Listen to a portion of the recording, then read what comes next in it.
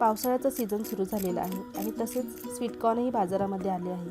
म्हणून आज मी तुमच्यासाठी घेऊन आले आहे लोणावळा स्टाईल स्वीटकॉर्नची भजी, जी बाहेरून अगदी कुरकुरीत होते. तुम्ही आवाज ऐकलाच असेल सुरुवातीलाच.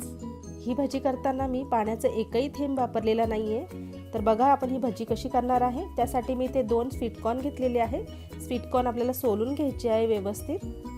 हे बघा स्वीटकॉर्न इथे सोलून झाले आहे. आता मी स्वीटकॉर्नचा एक एक दाणा इथे काढणार नाही आहे. अशा पद्धतीने चाकूने मी कापून घेणार आहे, जेणेकरून आपले काम हे सोपं होतं. तुम्ही दाणे काढूनही करू शकतात, पण मी अशा पद्धतीने करते, ज्यामुळे आपल्याला मिक्सरमध्ये वाटायची गरज पडत नाही याला. हे बघा हळूहळू हात सांभाळून आपल्याला हे काम करायचं आहे. अशा पद्धतीने स्वीटकॉर्न वेगळे होतात. आता एका बोलमध्ये मी याला काढून घेतलेलं आहे. मी इथे 2 स्वीटकॉर्नचा वापर केलेला आहे. 1 वाटी एवढं भरलं आहे. त्यानंतर मी इथे अर्धी वाटी एवढं बेसन पीठ घालणार आहे आणि पाव वाटी एवढं मी तांदळाचं पीठ घातलेलं आहे, जेणेकरून आपली अजून छान कुरकुरीत होतील भजी. 1 चमचा मी इथे ठेचा घेतलेला आहे. याच्यामध्ये आलं, हिरवी मिरची आणि जिरं घेतलेलं आहे. लाल तिखट घेतलेलं आहे थोडंसं चवीला, आणि हळद घेतली आहे पाव चमचा. अर्धा चमचा मी इथे ओवा असा हातावर रगडून घालते आहे. चवीनुसार मीठ घालूया. चिमूटभर हिंग घातलेला आहे आणि भरपूर अशी कोथिंबीर घालायची आहे बारीक चिरलेली. 2 चमचे मी इथे खायचं तेल घातलेलं आहे आणि व्यवस्थित आपण याला हाताच्या सहाय्याने एकत्र करून घेणार आहोत. आणि स्वीटकॉर्नला आपण कापून घेतल्यामुळे याला पाणी सुटणार आहे. थोडं दाबून दाबून आपण केलं तर छान असं पाणी सुटतं याला.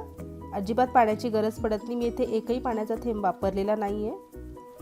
मिश्रण अशा पद्धतीने दिसलं पाहिजे. हे बघा पाण्याचा वापर न करताही हे छान असं इथे बॅटर तयार झालेलं आहे स्वीटकॉर्नचं भजीचं. तेल मी इथे गरम करायला ठेवलेले आहे. मध्यम आकारावर आपल्याला हे तळून घ्यायचे आहे एक एक करून.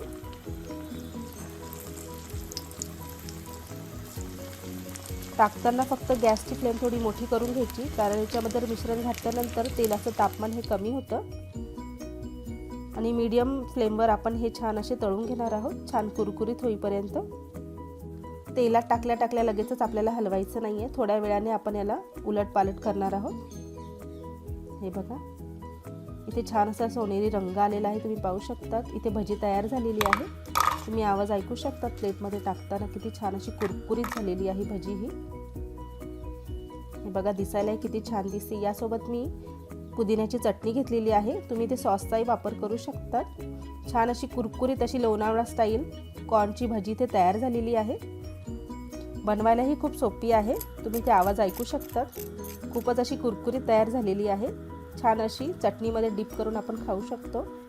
तर तुम्ही या पावसाळ्यामध्ये अशा पद्धतीने स्वीटकॉर्नची भजी नक्की एकदा तयार करून बघा. आणि तुम्हाला ही रेसिपी कशी वाटली आहे तुम्ही कमेंट करून नक्की सांगा. व्हिडिओला लाईक करा, शेअर करा. चॅनलवर नवीन असाल तर लगेचच सबस्क्राईब करा. पुन्हा भेटूया अशाच एका स्वादिष्ट रेसिपीसोबत. तोपर्यंत धन्यवाद.